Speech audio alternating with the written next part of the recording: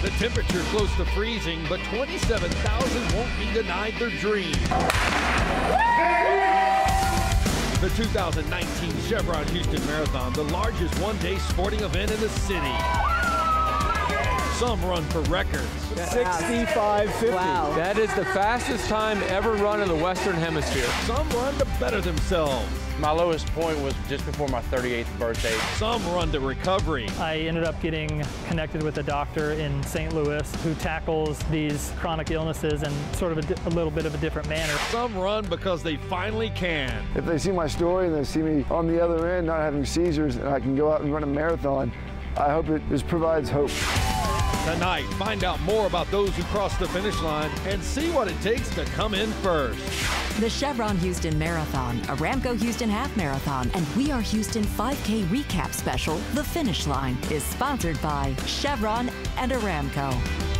And good evening, everyone. I'm Tom Cook, and welcome to The Finish Line. Wow, what another great day for a marathon. A day that created more amazing stories and more fun moments over 26.2 miles. It began just after 7 this morning as nearly 28,000 runners took over the streets of Houston. The wind chill in the low 20s as the elites and the average runners took off.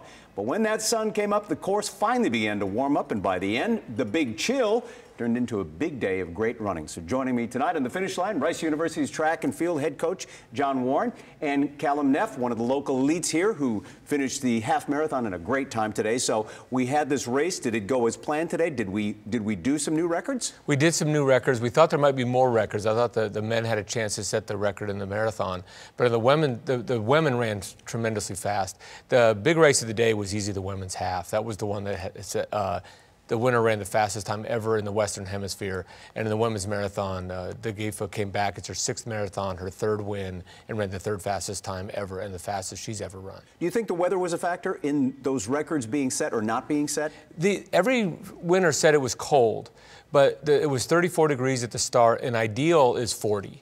So it wasn't that far off of being a good day. So I think the weather was actually a plus because you're not going to get perfect every time. All right, CALUM NEFF.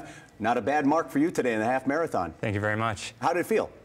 It was cold, but yeah, it felt good to run faster than I've ever run before. A PR from 10 kilometers all the way up to half marathon, and great to be in such a well-assembled field, you know, one of the world's best half marathon fields we've seen. Okay, we're going to talk about a couple of flubs along the way, too, in the race that you guys caught along the way. But let's begin now with the men's race and David Nuno, who has more from the finish line tonight. On the men's side, the Chevron Houston Marathon came down to just seconds as Albert Korir sprints to the finish and edges Yetel Atanafu by 6 seconds with a time of 2 hours, 10 minutes, and 2 seconds. It was fantastic. It was good, but the Ethiopian guy was very strong.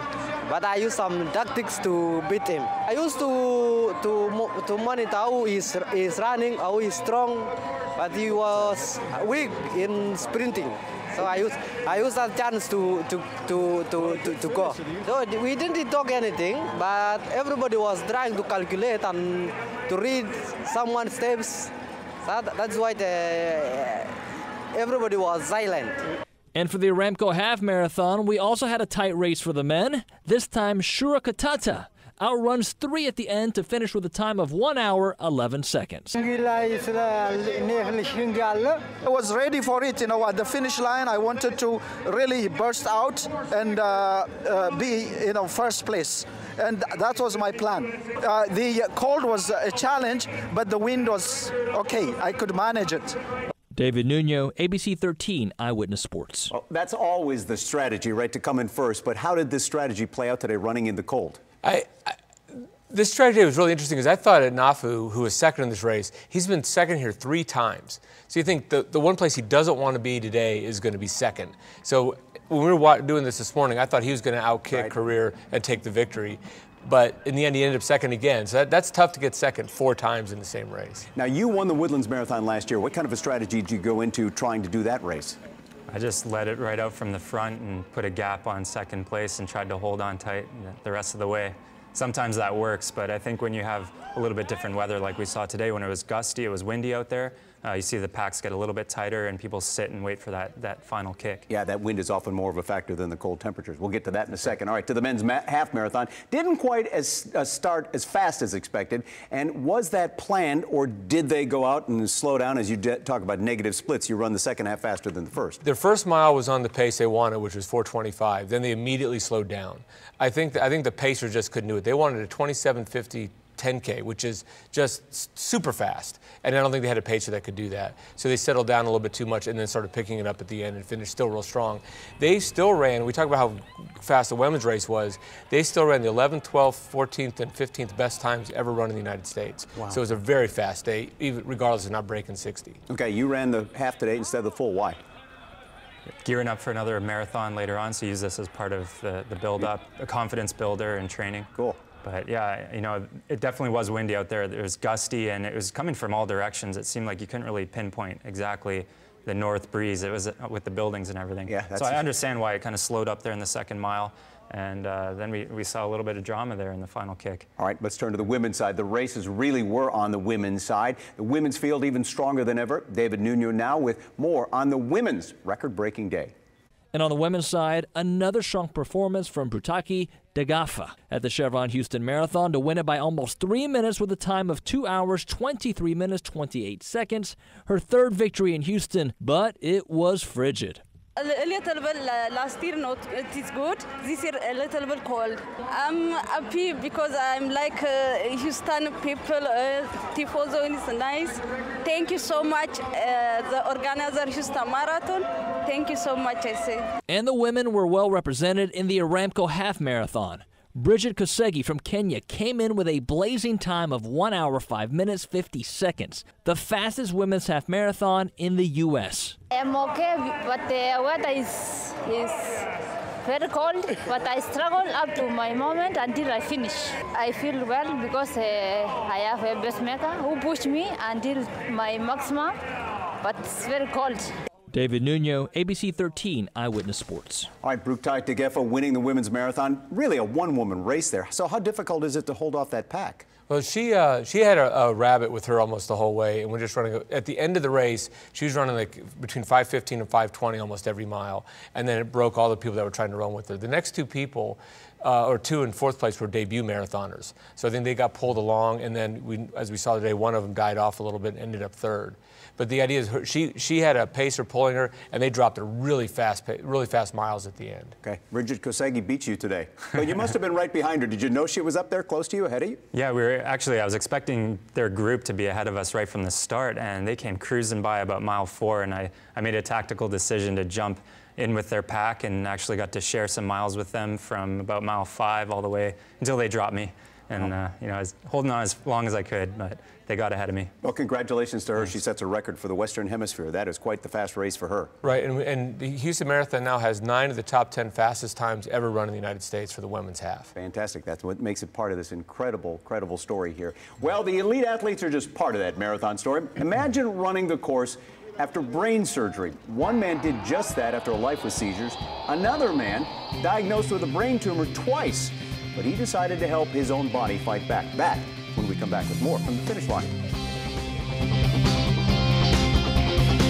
Take a look at these people, all smiles out here. We are right in between mile 6 and mile 7. And look who that is, right over there waving wildly and doing an amazing job. Our very own Jessica Williams. Take a look, I think that's Superman over there. He's definitely having a great time. So I finally figured out how it is to stay warm out here. Check this out. I am hanging out with these amazing Bolivian folkloric dancers. They've been coming here every year for about 10 years. And that's just part of the reason why so many run so fast, because of all those cheering them on. Well, now to the average runners, who are really far from average today. James Burke became a very determined man after a long struggle with epilepsy. As Alona Carson reports, he is now running for a reason. And a word of caution, there are some pictures that may be tough to see in this story. The peace and solitude of an early morning run is something James Burke never takes for granted. Before, when I had seizures, I couldn't run by myself. You know, it speaks a lot to living with epilepsy. You can't really do anything on your own. His journey with epilepsy started when he was a freshman at the University of Texas and suddenly began having seizures. I got diagnosed when I was 18. The seizures, they got a lot worse. The seizures became so violent he would lose control of his body. I fell on brick stairs, knocked my teeth back pretty good. I had another seizure. I ran through a glass storefront. James even survived several brushes with death, falling into a lake at a golf course during one seizure. He was in the lake face down, and my cousin and I got him out and gave him CPR. I thought he had drowned. Sure did. The fire, that was a big one too. I was hanging out with my friend here at the house. I woke up on the other side in the burn unit, in the ICU. And when I woke, the doctor walked in and he said, "James, you had a seizure. Somehow you turned your stove on and your t-shirt caught fire. And you have sustained 2nd, 3rd, and 4th degree burns to over 45% of your body." Then a breakthrough. After the burn injury, that was when I found Dr. Tandon. It was about 6 months later, Dr. Tandon called me on a Friday afternoon. He told me that they found the problem. He said, "We need to have surgery, we need to take that out, and I feel like that's going to cure your epilepsy." It was a pretty big cut, starting at the forehead, kind of a horseshoe shape to my ear. After James's surgery, months went by and no seizures. When I had the surgery and my seizures were cured and I experienced that first taste of running by myself, it stuck with me big time. So then I was like, you know what, I'm running the half marathon. Callie, my fiance, she did it for the Epilepsy Foundation 2 years prior. It's my turn to be able to raise money for this. I'll be running for the Epilepsy Foundation of Texas. This foundation, they've done a lot for me. You know, since I got out of that hole, you know, I think it's just my duty to share. If they see my story and they see me on the other end not having seizures and I can go out and run a marathon, I hope it just provides hope for people who are suffering from seizures. James finished the marathon in 3 hours, 13 minutes. Good for 75th place in his age group. He doesn't think so. James, we do. You are an inspiration. If they think I'm an inspiration, they're the ones that stuck it out in the weeds with me, you know? They're the ones that took care of me. They're the ones that watched the seizures. You know, he's the one that, he saw me get burned. And here he is running the last 10 miles of me. So, I mean, they can say I'm an inspiration, but it's people like him. It's my family. They're the inspiration. That's what family and friends are for. Well, Jesse Chettle began running cross country in high school. He grew to love the sport, but Jesse never saw a roadblock in his path and how it would lead him on a new path. Well, I ran a bunch of personal bests in 2010. Shortly thereafter, I started feeling tired, fatigued, I couldn't train well. I did everything that a typical runner does. You go to the doctor, and we just couldn't figure out what was wrong. Fast forward 4 years after all of that, I was still feeling bad, and I had an unexplained seizure. First thing they check for, brain tumor, because that's pretty typical if you're in your 30s and you haven't had no history of seizures. And then it came up that I had a golf ball size, low-grade, non-cancerous brain tumor, and they wanted to do surgery to get that out right away. About 2 months later, had the whole thing removed. I wasn't allowed to run for a month, and then after that, the doctor told me I could start running. You know, it really makes you appreciate the small things a little more. Every significant relationship I've made outside of family that I still have is through running. I met my wife through running. He was passing through and staying at his parents' for a couple months en route to Flagstaff, and he ended up not going to Flagstaff, and I intercepted him. Almost 2 years after the original surgery, I was back into full training, and then I just started feeling really tired all the time. It was pretty similar to the first time. I had a 6-month checkup. It took forever for the doctor to call me back. When he called me back, he told me that he was pretty sure there was a tiny, tiny recurrence, just a millimeter or two in size. When you're dating someone, you always know there's the possibility of a recurrence. I think the first month was really hard, but then we started, you know, we're like, we're gonna seek out the right people. You know, my doctors that did the surgery, I was still working with them. They suggested that I go ahead and do another brain surgery. What I did was I ended up getting connected with a doctor in St. Louis who tackles these chronic illnesses in sort of a little bit of a different manner. What he does is he treats the immune system and the underlying condition rather than treat the tumor or the cancer. I wasn't allowed to run very much. I had to run really slow if I wanted to run at all. A few months ago, he gave me the clearance that he thought I was good to start training hard again. So I haven't gotten another scan, but probably will get one in the next couple months, and hopefully I'll get word that it's completely gone. You know, if you want to go the non-conventional route, it's important to seek experts' opinions on that have experience with it. Running, it means the world to me. It's unbelievable, all the great things it's brought me. Jesse's an inspiration too, and he ran it fast today. He finished 6th in his age group, running the half marathon in really great time, 1 hour, 9 minutes, 59 seconds. Well, one reason people take up running is just to get in shape. One man weighed 500 pounds when he decided he had to change that. We'll tell you how he did change it when the finish line returns. For many people, a new year means new resolutions, and it was especially true for this guy, Jeff COTTRELL. It meant losing hundreds of pounds, yes, hundreds, and now he's a marathoner. Yeah, I was always a big kid growing up. I weighed 265 when I graduated high school in 1995. I weighed 500 pounds in April of 2014. My lowest point was probably before my 38th birthday when I was doing my LV into RN transition, and it was just literally to get from the parking lot to the classroom, I would just be covered in sweat and out of breath. So I was like, I need to start doing something now. So I was going to the gym at about 2 o'clock in the morning. I would walk for 5 minutes until my back was killing me. When I ran my first mile without stopping, I was like, oh, okay. So then I was like, well, can I do a 5K? And I was like, I think I can. I've lost now 218 pounds down to 282. I can't wait to do this with Val. And we've done all of the Run Houston 10K series, Louisiana Half Marathon in January, Katy Half Marathon, Vintage Park, the Tulsa. We've traveled to Colorado. We did the Leadville Heavy Half. This journey has been amazing.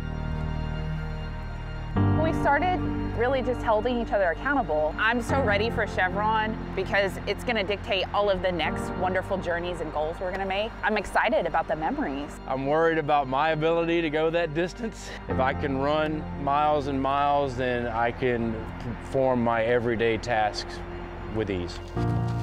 Oh, you go, Jeff. He completed the marathon today with his wife in 6 hours, 45 minutes. Well, you see it on the faces of everyone who crosses the finish line, that look of exhaustion or maybe elation or just maybe overwhelming emotion on both ends. We'll talk to those at the finish line about what this day means to them when we come back. The Chevron Houston Marathon, Aramco Houston Half Marathon, and We Are Houston 5K Recap Special, The Finish Line, has been sponsored by Chevron and Aramco. When they get to that finish line and cross it, those people seem to have just one thought. I did it. We're celebrating our 47th year of Chevron Houston Marathon. Chilly at the start. Come on, Houston! Bring them into the finish line! Let's go! The cold weather was excellent. I'm tired. I'm proud of myself. We had a lot of fun out there. Don't put this on TV. We did it! This is great. Fantastic run. We finished. Our first half marathon. It's my first one, so pretty proud. This is my 5th one. I'm great. Number 7 marathon. My 27th. Number 41. Awesome. Best day ever. I've lost 70 pounds. I've worked hard this year. Didn't think I could do it. 30 years ago, I ran the marathon, and I've had a lot of health problems since then. And I thought 30 years later, 60 years old, the half marathon. You want to look someone in the face when they're saying you can't do it and say, you know what, yeah, I can. I can beat epilepsy. And you know what, I can run a marathon.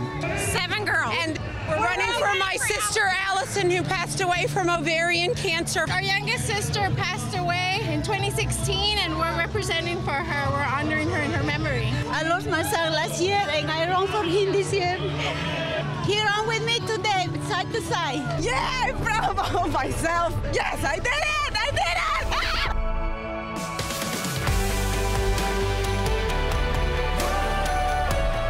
My daughter. And my dad. How was it? It was amazing. It was hell. So happy to be done. What's for lunch? Hamburgers and French fries. Breakfast cocktails. Bacon. Buffet. A lot of beer, probably. Wine, beer. Anything we want. And chocolate milk. Barbecue. Everything. In the morning, Doing it again next year. It was amazing. Felt great. Weather was fantastic. We did it! This is the best marathon. Thank you, Houston. We'll be back next year. Oh, awesome. This is awesome. See you next year. Go Houston. Yeah!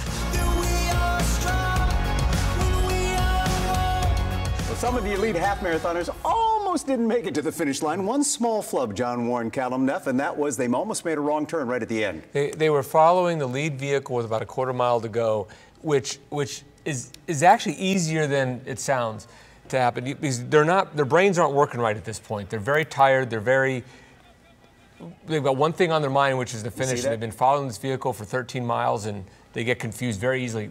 CALUM and I have both been in this situation. It's not that bizarre. And CALUM, this has actually happened before, but at the turnaround, not near the end of the race like this, right? Right, yeah, especially in a tactical race like this. These guys have been, playing off each other for 13 miles, and you get to that final .1 where the kick comes into play and they veer off course. That was actually my roommate this weekend, Jamil Yimmer, that was leading the charge there. And I got back to the hotel room. He was not happy. He was not happy. Well, let's talk about the inspiration this race creates. A lot of people get inspired to run maybe in a marathon, half marathon next year. What do you tell people who say, I'm going to start now, or I've been running for a while, what do I do?